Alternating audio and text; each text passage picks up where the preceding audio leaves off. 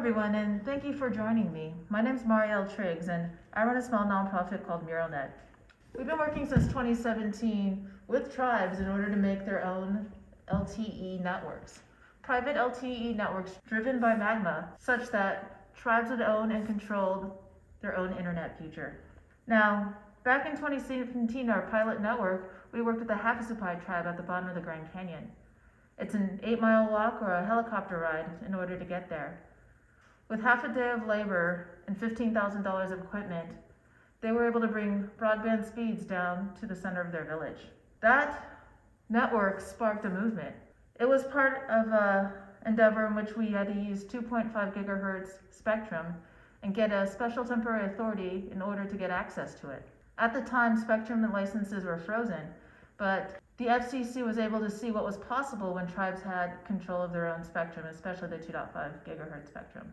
Since then, the FCC worked hard and had a rural tribal window in which hundreds of tribes applied and gained access to the 2.5 spectrum over their lands. Currently, 1.9 million people have spectrum now controlled by a tribal entity over their heads. What that means is in the next year, you're going to see hundreds of tribal networks being built. Tribal leadership has seen through the horrors of the COVID epidemic the importance of having broadband availability for their people. Whether it's the health disparities, education, whether it's economic development, or just being able to have the social interaction, it's so important that tribes have the ability to connect their own people.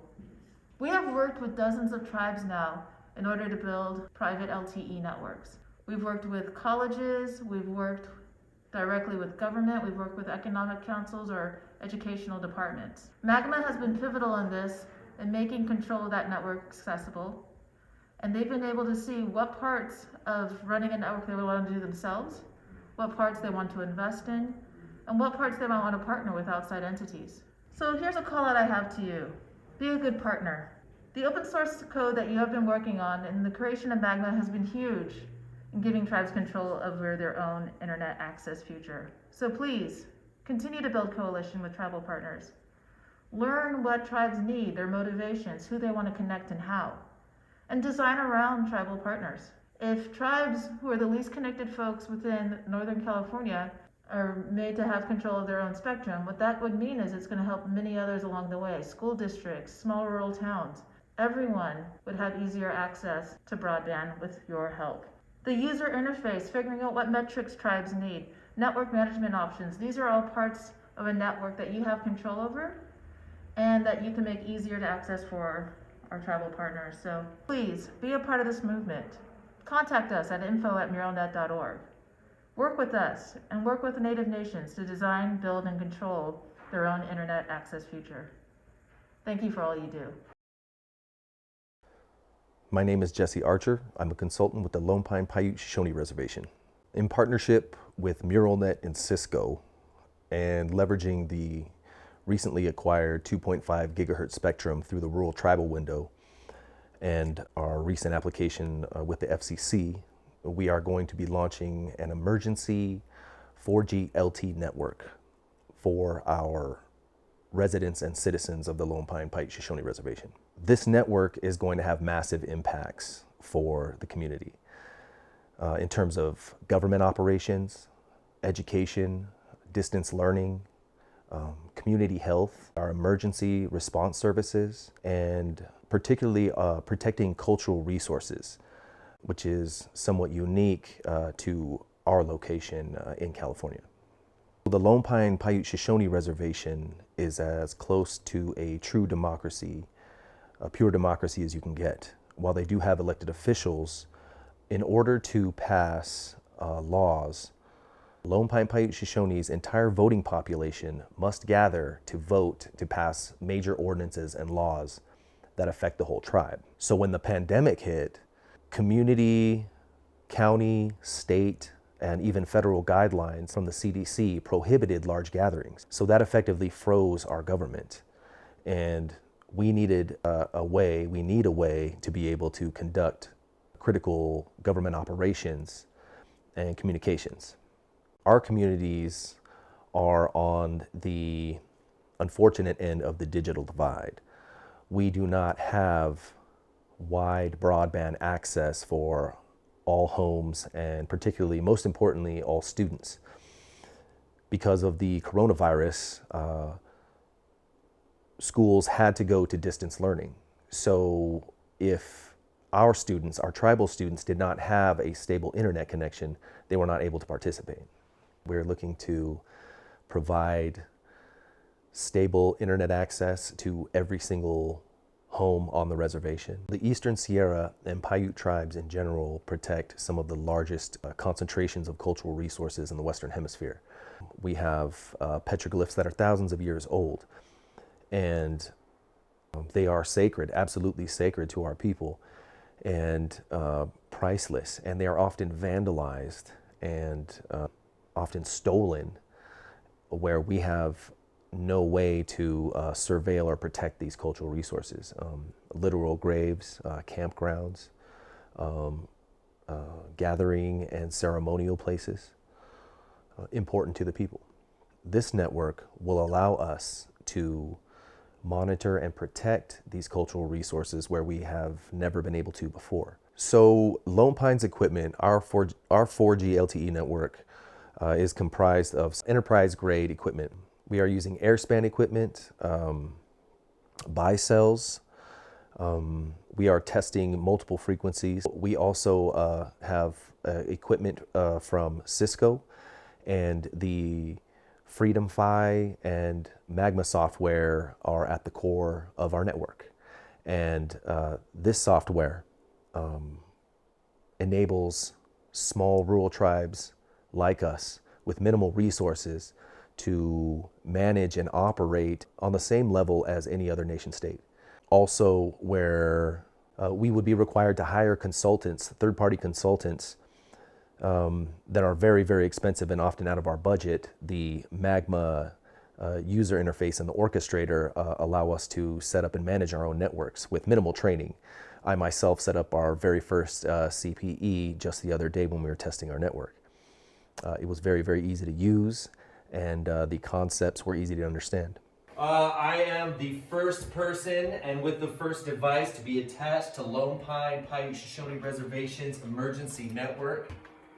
So we have our Cisco switch to our Freedom 5 Magma to the bicells integrated antenna and base station to your MikroTik CPE, which is then your computer's attached to it. Which then going right into my brain. Woo-woo! And I9 making it all happen.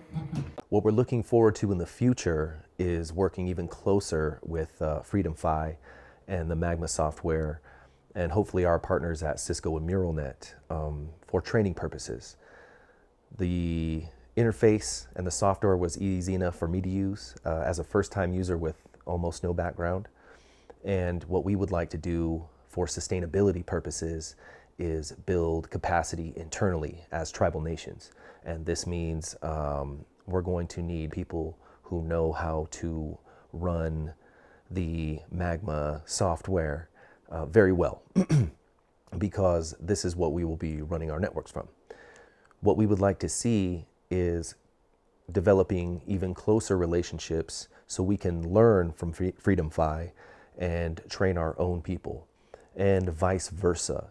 What I see in the future is once we build our own expertise as tribal nations, necessity will bring about the most creative uses of this technology, of these networks. And the most creative solutions that we will see coming in the future will come out of Indian country. And that's what I'm really excited about and looking forward to. My name is Phil Fowler. I'm the IT director at the Bishop Paiute Tribe. We partnered up with MuralNet and got some additional funding from the First Nations Institute. And we put together the beginnings of a 4G LTE wireless network that we're hoping to deploy to members of the Bishop Paiute Tribe community in order to facilitate distance learning, telemedicine, and just overall quality of life improvements. The internet in this area has been a little bit spotty over the years, And although it's been getting better by dribs and drabs, it's just the quality isn't what we think we should expect. And so we're working hard to try to fill that gap for the tribal members. This is a big experimental project.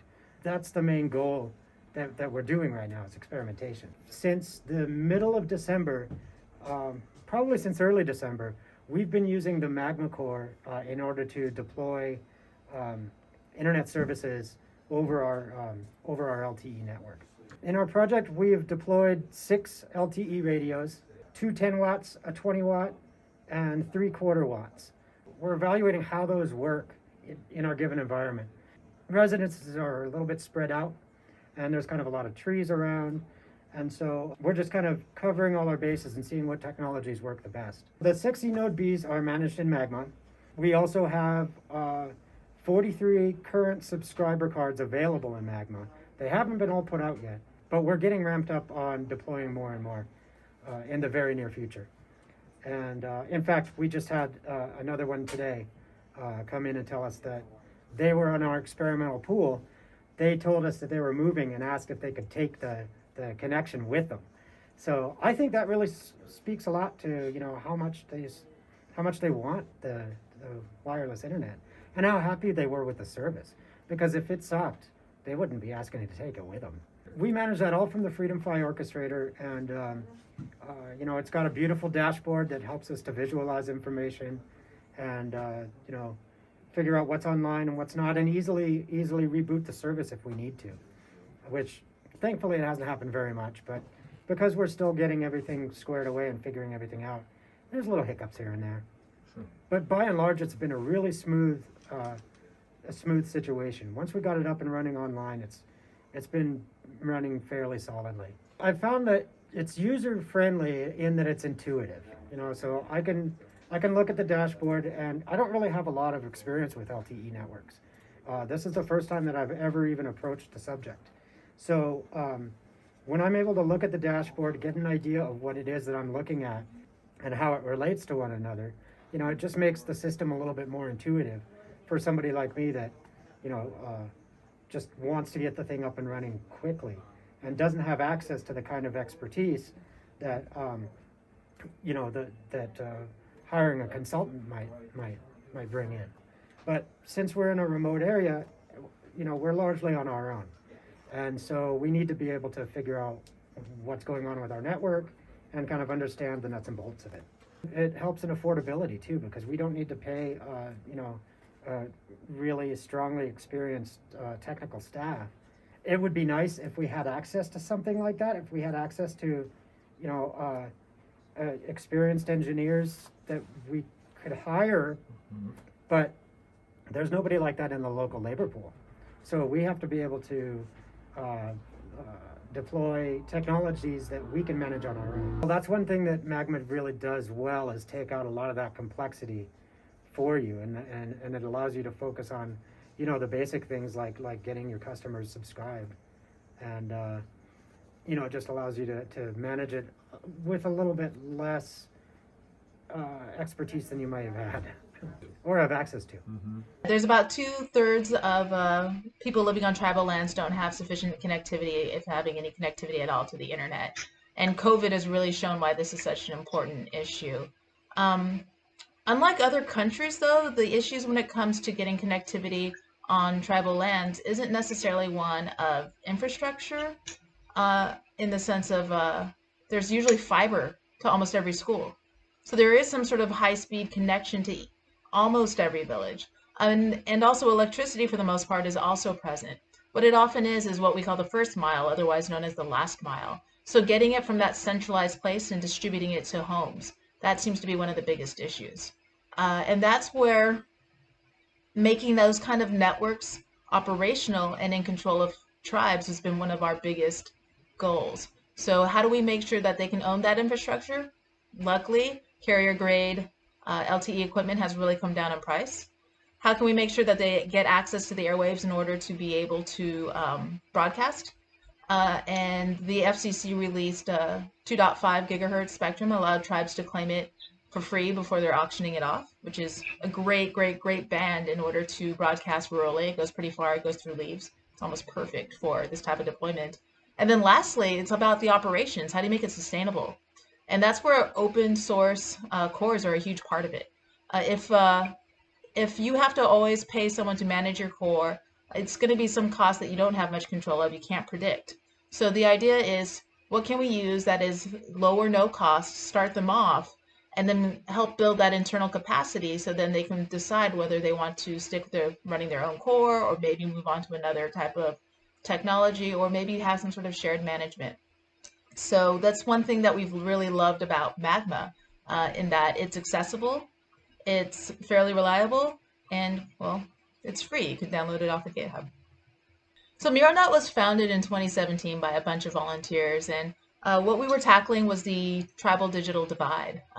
Connectivity on tribal lands is much worse than anywhere else in the country, and what we felt is, in order to make the world more equitable, and in order to bridge the homework gap, we could find a way to get connectivity to the homes.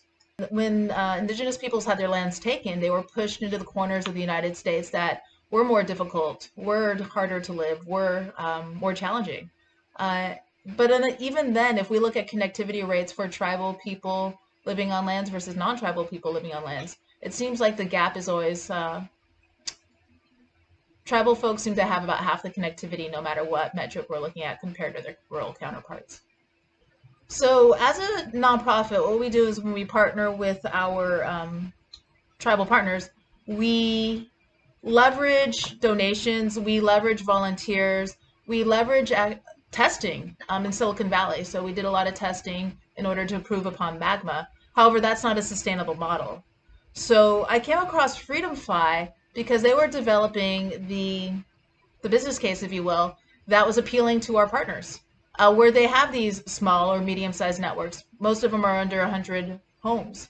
And the FreedomFi platform, to give them the confidence that they would continue to get the technical support that they were getting from our Silicon Valley volunteers, that was huge. That was absolutely huge. To have a company that they can count on, to have a number that they can call, to feel like there was someone who had their back as they ran their networks. Well, it's definitely empowering communities to bring connectivity to themselves. And it's interesting because we talk about use case. I would actually posit it's use cases. There's 574 sovereign nations within the United States. That means 574 different value systems, different rules, different terrains, all of it. So it's really I see it as a lot of innovation that's going to happen. Some people will do SpaceX. Some people will do the microgeos that are out there. Some people will do open source, Open5GS versus Magma versus all sorts of different things. The combinatorics problem actually has all the use sites it needs in the United States in order to test out these technologies. And like Boris alluded to, these are sovereign nations. They can roll it out fast. They don't have to worry about a lot of stuff, and they just move so agilely and will find FreedomFi so many interesting problems as they already have. It's pretty amazing. I mean, just this weekend alone, we're going to be helping launch 3 new networks. Where do you get to do that in a weekend? I would say that it's both. Some of our partners, Navajo Technical University, for example, Dene College, a lot of the tribal universities, and a lot of the tribes, they are putting together their own ISPs. They're the ones who are making completely new business cases for sustainability that's not necessarily based on a capitalistic system. It just doesn't work with a lot of the communal cultures. And yeah, they're putting together tech stacks. I mean, what I'm seeing happening in Alaska, if you want to know communities that can make things happen on their own, some of these villages, they're going to figure out how to make it work. And sometimes you think it's just going to be, how should we say, duct tape and WD-40, but no, I was just talking to Alaska Group this morning, and they're taking existing infrastructure, DSL modems, and they're redoing the architecture of their network so that port 1 is your typical connection to the internet, port 3 connects you to the clinic, and port 4 connects you to the school. Where are you going to see that? I mean, tons of innovation happening within these communities.